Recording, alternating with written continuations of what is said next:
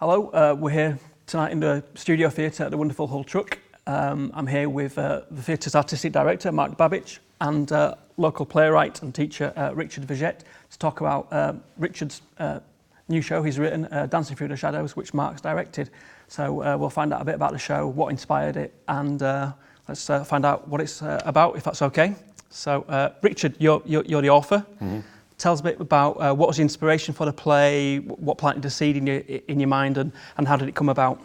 Well, it came about because around about 4 years ago, I contributed to a play that was staged at Truck called Ring Around the Humber. They were 4 short plays that were linked by the idea of a ring that was passed down from one generation to another within the same family. And I wrote a 20-minute piece there called Harry's Luck, which was set in the Blitz in Hull. And the feedback from it was very positive. And I just felt that it was the story of Hull in the Blitz was really one that hadn't been told. And it's possibly not common knowledge that Hull is one of the most, or was one of the most bombed cities outside of London, if not the most bombed city outside of London, with the damage that it sustained. And I felt that it was a story that needed to be explored a little bit further. So I made a pitch to the theatre, and it went on from there. And sort of here we are 4 years later, and about to open. Just 4 years, yeah. It didn't take long to. Well, no, I mean, it might have taken a bit less time than that. But I mean, I pitched the idea, and then it took me a year from there to submit a draft and to start getting the stories together.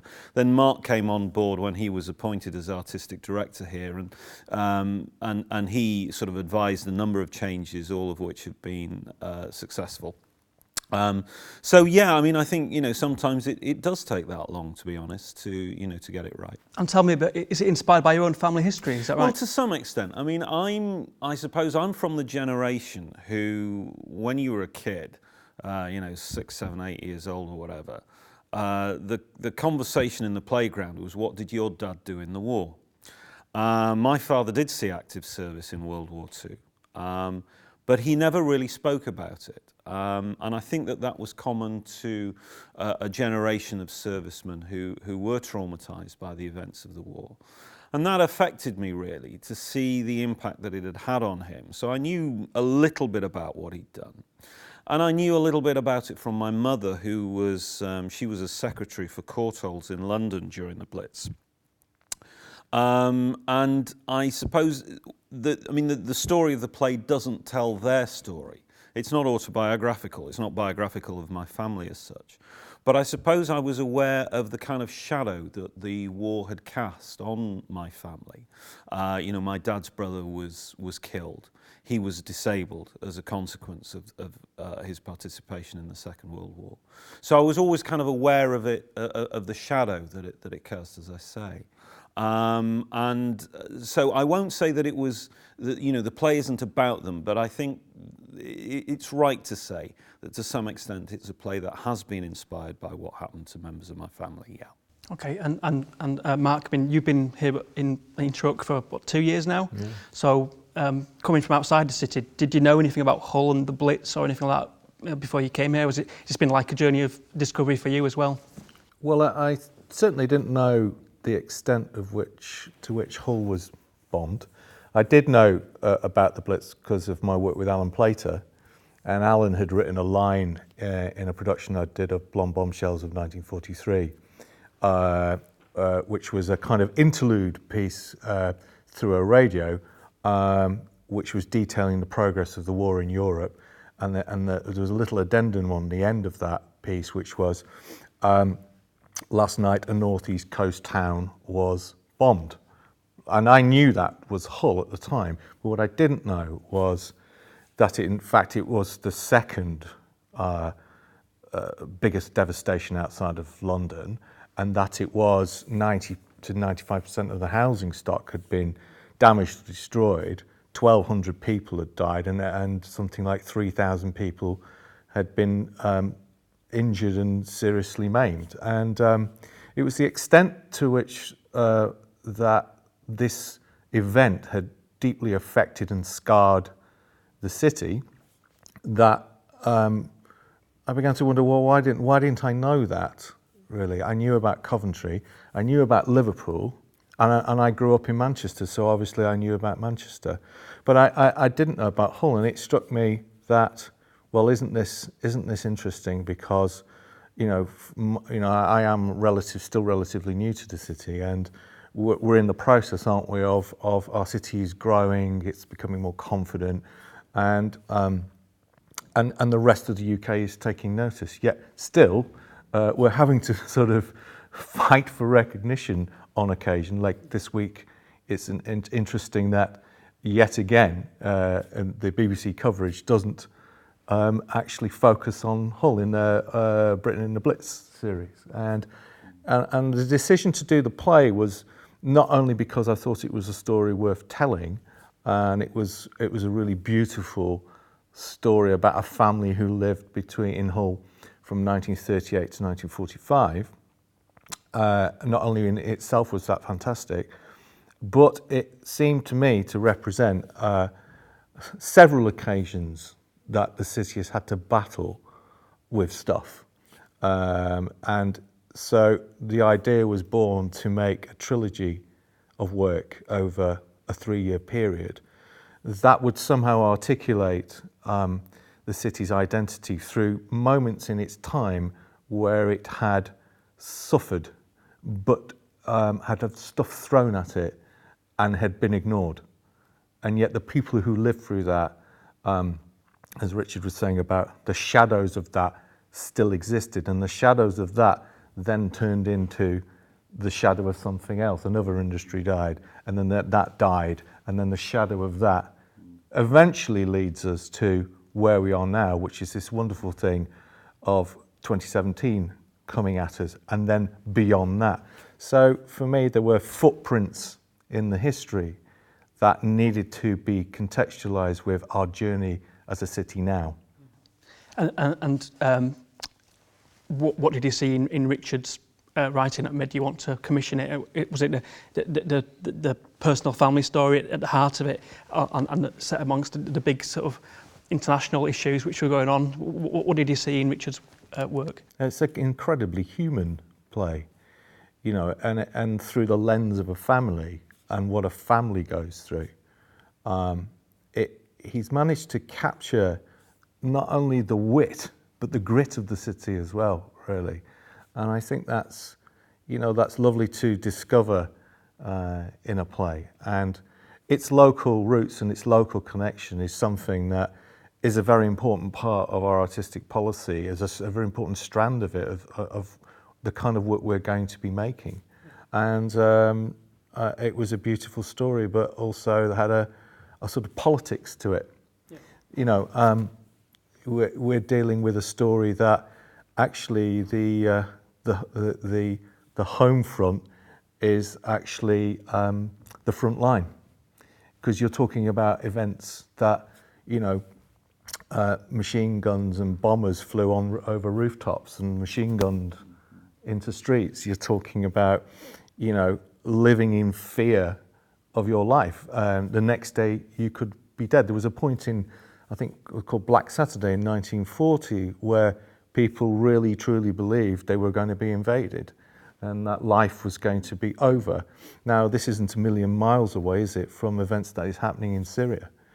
So when the front line comes onto the home front, and that is the very stuff of human drama, of how one deals with that, how your humanity is challenged, and what people do to survive and cope with that things. So you say, it still strikes a chord, has very relevant resonances with what's happening today. Will people be able to see that and take? I think it's a play that is very much, obviously it's the history of it is fascinating, and so it has roots in its locality. It's very Hull, but at the best work, I think, is that you find the universal in the local, and people can take.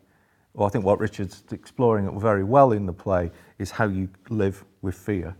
Yeah, it is. I mean, it is a point worth making that although obviously the play is set in the past, it's about It's about Hull in World War II. But the point is, it's a play that's been written now. And as I was writing it, I was mindful of events. And what I was trying to do, what I was keen to do, was to try to put across in the play what it must feel like to not know whether your house would be standing the next day, whether you would still be alive the next day, whether your family would still be alive the next day. If you go to work, whether there'll still be the same colleagues there or whether, you know, some of them will have gone. And that fear of the air raid siren, that fear of the sound of the planes going overhead. And that is something that is very much in the present tense. And I do hope people make that connection. It is entirely deliberate. There's a question I wanted to ask both of you actually about, you both done plays before with strong historical flavours. I mean, you've written plays before, The Devil's Cord, that's historical, very, you know, set in wartime Germany as well. And of course your first play you directed here, Mark, was A Taste of Honey, another very definite period piece. So if I ask you first, Mark, how different or are there any similarities between directing something like Taste of Honey and this new show as well? Well, I mean, you know, they're both very deeply human plays, and so I am ostensibly interested in life and human beings and what they go through.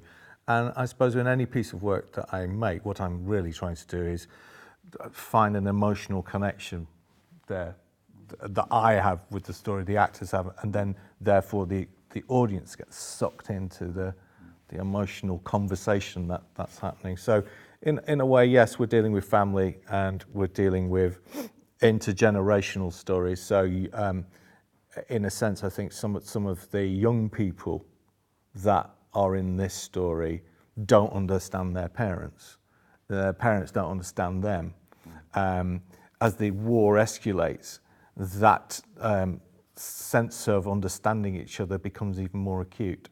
And so I think there's probably a sort of living your life through a war. The war is, in fact, the war becomes the background to this family in the end.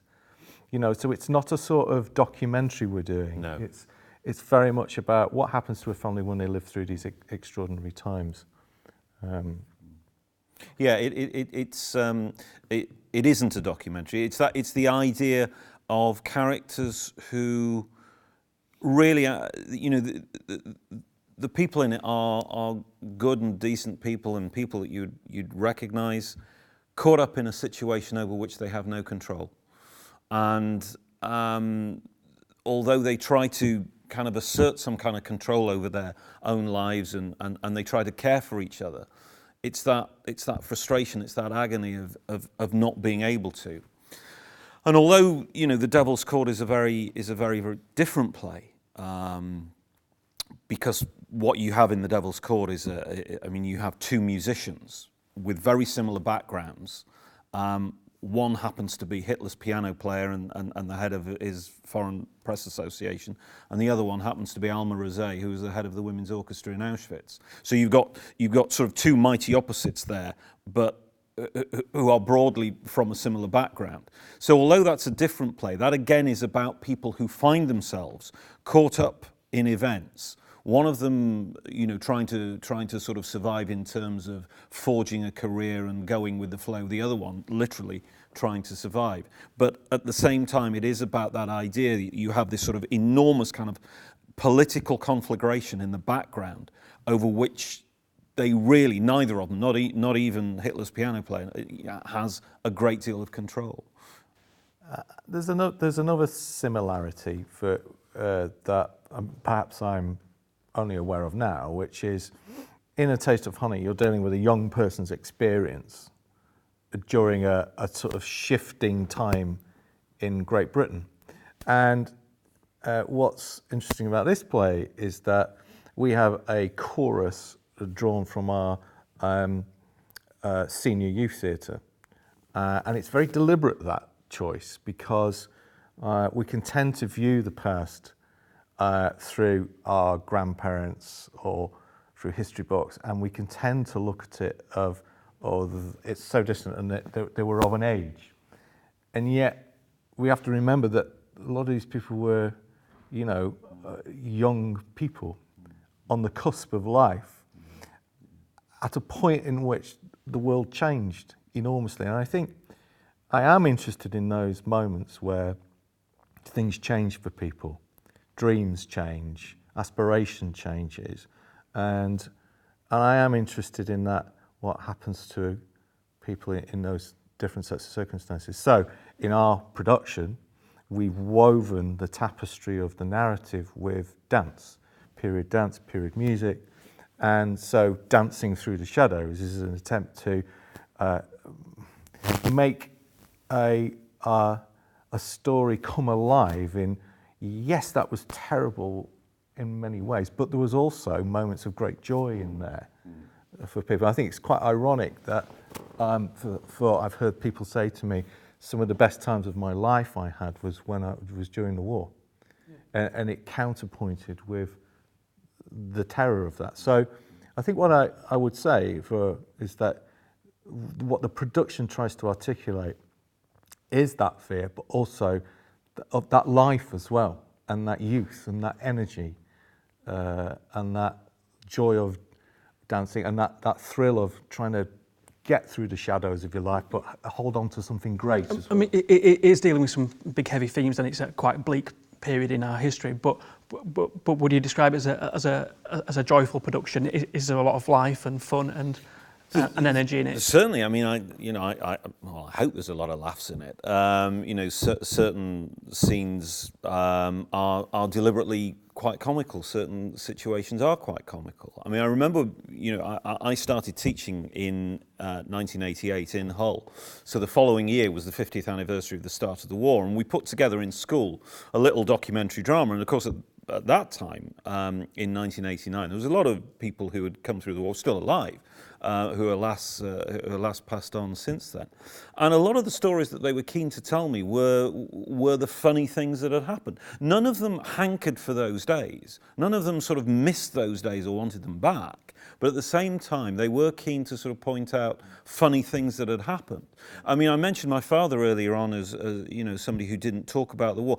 He would tell me about funny things. He would tell me the funny stories, of which there were, plenty. He would just never talk about the life and death stuff. He'd kind of compartmentalized that and put it away, and he didn't want to get that out anymore, even though I think it sort of affected him. Okay, Mark, you mentioned earlier the community chorus. Yeah. Tell us a bit. Let's move on to the cast and production itself. I mean, we'll move on to the main cast, but tell us firstly about the community chorus. What are they doing? How do they get involved, and what part do they make up of the show? So it's part of our ethos now to embed learning to all the shows that we do. And it's not just the shows that we make here, but throughout the entire company. It is about this company about growing people and their ideas. And so we provide opportunities for our youth theatre and local people to have a closer contact with the work that we make. And so for this production, there is 12 members of our senior youth theatre and a couple of other local people who go to make up the scenes in the dance halls, go to make up the scenes in the air raid shelters, and just a flavour of life passing through this family. And it really gives us an opportunity to root the play in people's lives and somehow connect this generation with a generation that is passing us now. And we've also got our over 55s company, Act 3, making a parallel piece to go alongside that. And they've been into rehearsal today to tell the actors about their own personal experience and journeys of living through the Blitz in Hull. So there's been a nice conversation going on, an intergenerational conversation going on between the work of fiction that we're doing and real life. Okay. And tell us about the two main actors you've cast in the lead roles. Laura Arameo and Mark Graham, is that right? Yep. They're both two young, exciting actors who they've graced, well, if not this stage, and probably the big one next door a few times. So tell us a bit about them.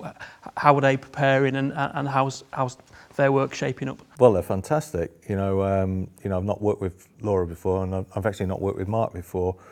But it's part of our job, isn't it, to spot and nurture talent that's local to the city. And as and when these wonderful things happen, we ought to be embracing that. We ought to be championing that. And it's a great thrill actually to encounter someone at the beginning of their career, and I've watched Mark through the work of Middle Child, and Middle Child are our associate company. And now it's a lovely trajectory and a nice way to all make a piece of work together. What is really nice is that, Mark very generously allowed me to be part of the audition process, and we saw actors from all over the country. So the fact that we've been able to cast two people who, Mark isn't from Hull, but he's made his home in Hull. Laura is from Hull. But they were up against it. They didn't walk into those roles. They were up against some pretty stiff competition, and they came shining through. So it's a tremendous achievement that they've made. I have worked with Laura before, and I think I'm really excited about the kind of work that both of them were showing in the audition. And I can't wait to see. Was that As We Forgive Them? No, I worked with Laura in some theatre and education work that I was doing in Salford. And theatre and education work is not glamorous. You have to get up early in the morning, very early in the morning. You've got to get out to a school. And you might be performing in a classroom with no facilities. And you've got to energise and you've got to enthuse young people. And she's terrific. She's that you can rely on her to do that. And so it's really nice to have cast her in something else. And have you been allowed sitting on any rehearsals yet? Or well, anything? I haven't been barred from going in. Not yet. I'm going in. I'm going in next week, I think, to have. I'll let them sort of get underway. They've only been working for 3 days, so I think I'll leave it until next week before I go in. Okay, and so if you can kind of what can people coming to see the show expect? What should they look forward to? And if they've sort of lived in Hull all their lives, what should they come and experience and find out about the city that they didn't know before? I'm not sure. Well, if they've lived in Hull all their lives, indeed, it may not give them sort of any information that they didn't already know. But on the other hand, I'm not sure that even if people have lived in the city all their lives, they may not know that, as Mark was saying earlier on, during the Second World War, 95% of homes were damaged or destroyed, some of them more than once. So it may be that they weren't aware of that. I don't know that it necessarily will give them any more information, but I think what I would want people to come and experience is really, I think it's a play that when it works well, it's funny, it's romantic, it's at times, I hope, edge of the seat exciting, tragic, but ultimately I think and I hope uplifting, optimistic. Even though there are tragic events that take place in the play, there is a sense of renewal, there is a sense of optimism, and of the city kind of gathering its strength and looking forward and moving forward. But I would also emphasise that, of course, it's a play for people who may not know the history of the city and may not have lived in Hull all of their lives. It's for them too. And one thing I wanted to ask you was,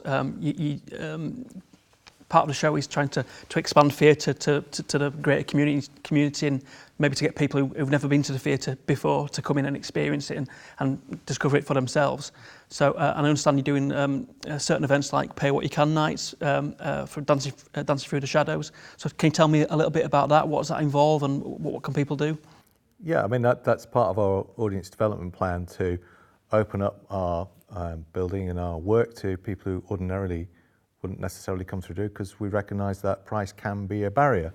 And so if you've never experienced the joys of Hull Truck and the quality of the work that we do, this is a really great way to, take that risk for yourself without it being a risk to your pocket, really. And, and then find out if you like it, find out if you enjoy the experience of being here. We've got a wonderful staff here, and it's a really friendly and great place to work. And I think we want this place to feel like anyone can come here, and anyone can feel at home here, and anybody will be welcome here.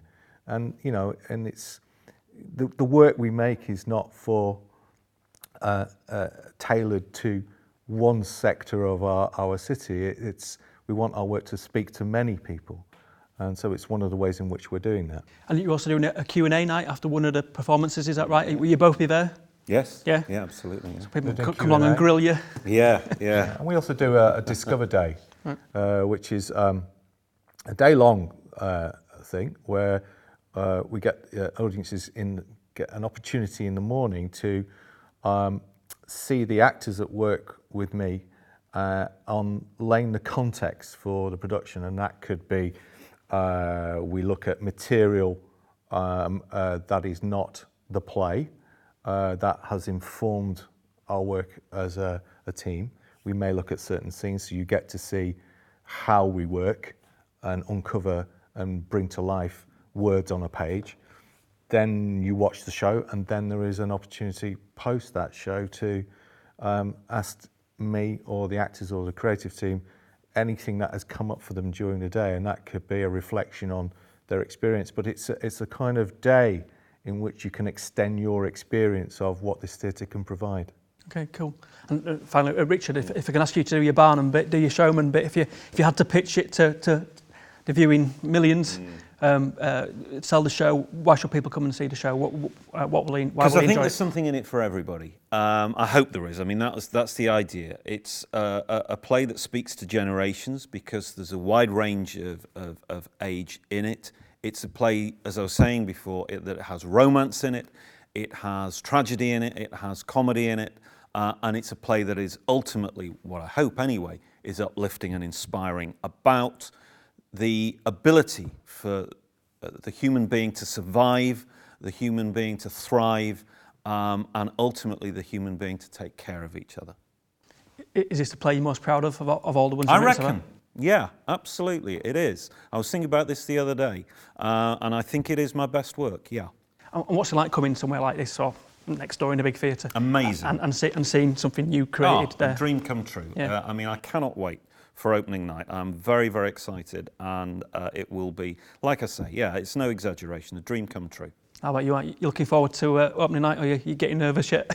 Not yet. Not yet. Not yet. I always have a certain anxiety that the work I believe in will come across. My love for the work comes across through the production, and people care about it as they watch. They care about the characters I'm trying to animate on stage. And ultimately, you want people to have a really good night. And having a great night out isn't necessarily all about the funny stuff.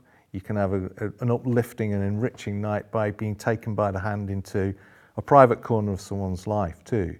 But what I've really tried to do with this production is weave a kind of a very entertaining tapestry. So dance is going to be a big part of this, but it's not a kind of West End dance. It's seeing people dance as they would dance in a dance hall of the time. These are people dancing rather than dancers.